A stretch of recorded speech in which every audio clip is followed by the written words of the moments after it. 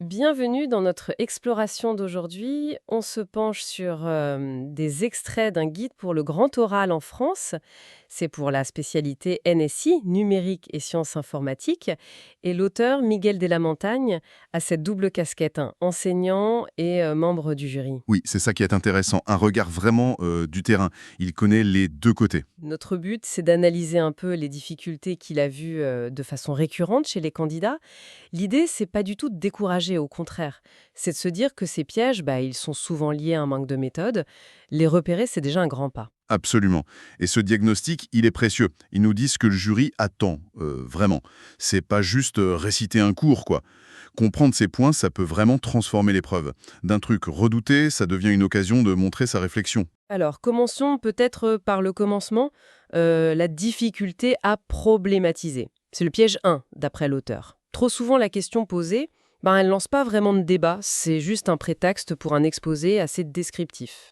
C'est exactement ça. Le jury le dit bien. S'il n'y a pas de problématique, qui crée une tension, il n'y a pas d'argumentation. Juste une fiche récitée. Une tension, c'est-à-dire? Mais oui, la problématisation, ça doit donner l'enjeu, le pourquoi on parle de ça. Ça doit inviter à discuter, pas juste fermer la porte avec une définition. Par exemple, demander qu'est-ce qu'un algorithme de tri, bon, c'est descriptif.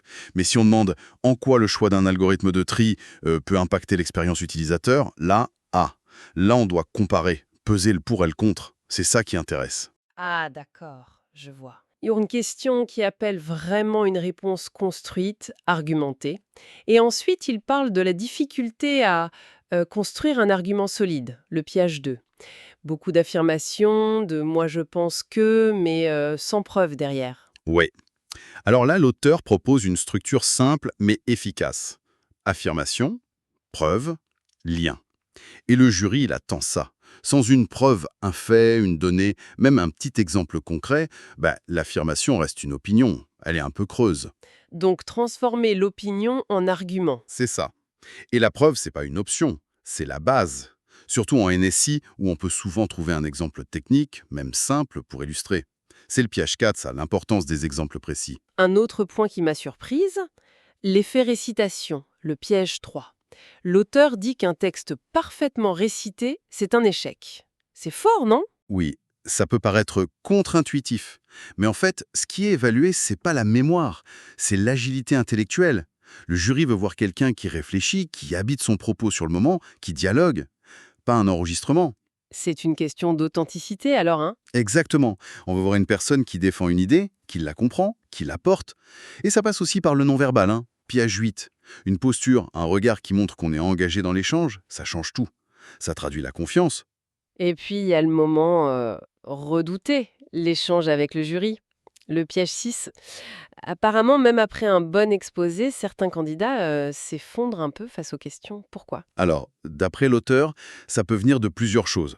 D'abord, une maîtrise parfois un peu juste du sujet, au-delà de ce qui était préparé pour l'exposé. C'est le piège 5. Il faut pouvoir naviguer un peu autour de son sujet. D'accord. Faut connaître un peu plus large que juste son texte. Voilà.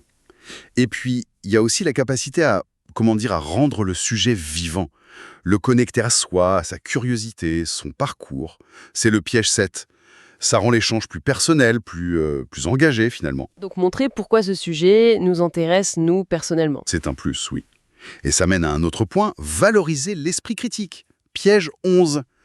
Pouvoir discuter des limites d'une notion, d'une techno, envisager d'autres pistes, même simplement, ça montre qu'on s'est vraiment approprié le sujet, qu'on a une pensée autonome. Donc, pour résumer un peu tout ça, ce guide montre bien que le grand oral, c'est bien plus qu'une récitation.